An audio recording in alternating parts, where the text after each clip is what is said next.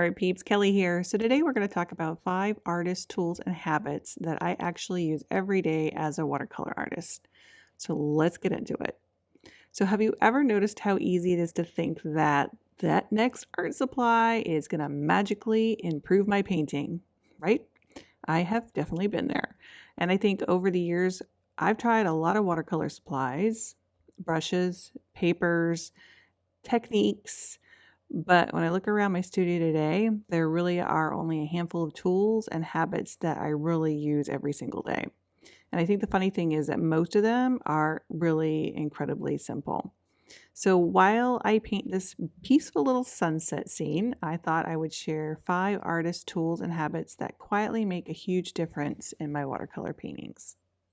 And if you're new here, welcome. I am Kellie Chasse. I've been painting and teaching watercolor for over 15 years. I think maybe if I did my math, it might even be more than that now, maybe 20. But one thing I have learned along the way is that improving as an artist for me wasn't about buying more supplies. I think most of the growth really happens through those small habits that you repeat over and over again. And those little things do tend to add up to greater paintings. So let's dive into a few of my favorite tools and my daily studio habits. So number one is my trusty water towel. The first one doesn't seem like very much, right? It's not very exciting, but it's my water towel. And honestly, this little guy has been one of my hardest working tools in the studio because I use it constantly. I rinse my brush, I dab it on the towel. When I need less water, I reach for my towel. When I want to soften an edge, lift a highlight, fix a bloom, or rescue an area that's getting too wet, I will use the towel. And sometimes I will use a paper towel, but using a little washcloth works really, really well because all I have to do is when I'm done with it, I can just throw it in the wash machine and wash it really quick. And we all know that for watercolor artists, water control is everything, right? And so this simple little cloth gives me more control than almost any expensive art supply I could ever have. After a while, it just really becomes second nature. You stop even thinking about it. Your hand just automatically reaches for it. And the best part is you don't need anything fancy. Mine is just the simple washcloth, and it's been with me through countless paintings now. All right, number 2 is painting small studies first. Now, I will be the first one to admit that I never did this. And until I started teaching classes, I realized how important I think it is. So I'm going to say that the next habit completely changed how I approach a painting. And before I start a larger piece now, I will often pick up a quick study and do that first. Sometimes it's only maybe a few inches wide. Sometimes it's just a color test. Sometimes it's a tiny version of the entire composition. But what I love about studies is that they remove a lot of the pressure. And when you're working small, you feel like you can experiment, right? You don't have to worry about wasting paper, wasting paints. You can test colors. You can try different skies. You can play with water effects and see what happens without worrying about ruining a larger painting. And for me, I think honestly, my favorite paintings start sometimes as a practice study because I'm loose. I don't care. And I just go for it. So, and I think in fact, there have been plenty of times when a small study ended up looking better than the final piece. And I tested this theory on this particular painting because this one took me 45 minutes to paint. I shared the whole process with my patrons. And if you want to see it, you can jump into our free membership. It's free for the first 7 days. You can check around, see if you like it, and we hope you stay. But I did this one 45 minutes. It was a very relaxed session while I was painting it. And then I did a second one very quickly. And I think, oh, why didn't I do the quick one first? Because when I popped it up onto TikTok, I had people vote. They thought the second one actually took me longer. And for most people, the second one was more their favorite. So there is something really special about having that freedom and the spontaneity, which is what watercolor really loves, right? So give it a try. Try a quick one without any pressure on yourself first. All right, number 3 is using a limited color palette. Now, I was not a person that had every color of the rainbow when I first started painting. I used my little Winsor Newton kit. It was just 12 colors, and I thought that was great because I could mix every color that I wanted to. And it was less confusing because I didn't have to think so much about what my color was going to be. And I don't know if anybody can relate to that. If you can, leave me a comment down below and let me know what your first paint set was. But as I started painting more and more, and as I started teaching and being here on YouTube, students would ask me about certain paints, different brushes, different papers. So I started collecting paints and papers and brushes and kind of trying all these new shades.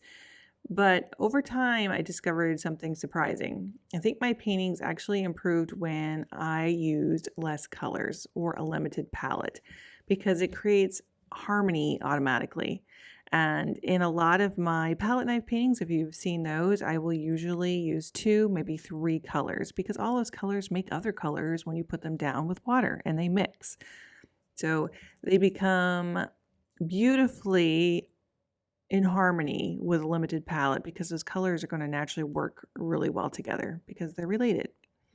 So it also teaches you how to mix your colors instead of relying on the pre-mixed paints. Very important too. So you start learning what your pigments really can do for you. So these days I have a handful of favorite colors I tend to reach for again and again. Now I know how they behave and I know how they mix. And I think that familiarity, I can't say that word, being familiar makes painting feel much more intuitive for me. So sometimes less really is more. And number 4 is letting go of perfect control. Now, this one really isn't a tool, it's more of a mindset. And it might be the hardest one on this list because at some point, I stopped trying to control every single brush stroke. Now, don't get me wrong, I still do guide the painting, but I also let the watercolor do what watercolor does best. I let the water move. I allow pigments to mingle. I embrace those soft edges, maybe those unexpected blooms, because those little surprises that happen on the paper are often what makes the painting have life. I think a lot of beginners struggle with this because they're trying to make the water behave either like acrylics or oils or maybe colored pencils. But watercolor really has its own personality. And I think the moment you start working with it instead of against it, everything becomes much more enjoyable. And I've said this before, it's where the magic happens. All right, number 5, we kind of touched on this just a tiny bit earlier, but it's painting the same subject more than once. And I said, I didn't do this before, but this habit has become more and more important for me over the years. If I enjoy painting a subject, I'll paint it again. And sometimes I'll paint it several times now. So it could be a sunset, could be a lighthouse, maybe it's a floral. And this is kind of something new for me. I think what's fascinating is that I'm finding that no 2 watercolor paintings are ever alike. And the water behaves differently every time. The colors mix differently every time.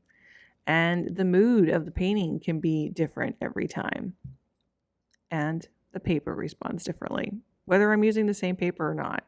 So even when I have a reference photo I'm going by, it's often different results. And I actually have some minis that I just did over the weekend. I sold on Etsy and I repainted that scene twice. And I had the most difficult time trying to get it looking exactly like the one that was sold on Etsy. However, I do say that no 2 are alike and the original one has been sold. But I am able to use the same photograph of it because I can relist it much quicker. Plus, I find that on Etsy, if I relist something, it sells faster. It's really strange. I think the behind the scenes stuff from ads, I think maybe carry over to the next one when I relist it. I'm not 100% sure on that, but I think that could be the case. But anyway, I digress. What's fascinating is that neither one of them are just alike. And I think repeating that subject removes a lot of pressure for me for everything to be perfect the first time.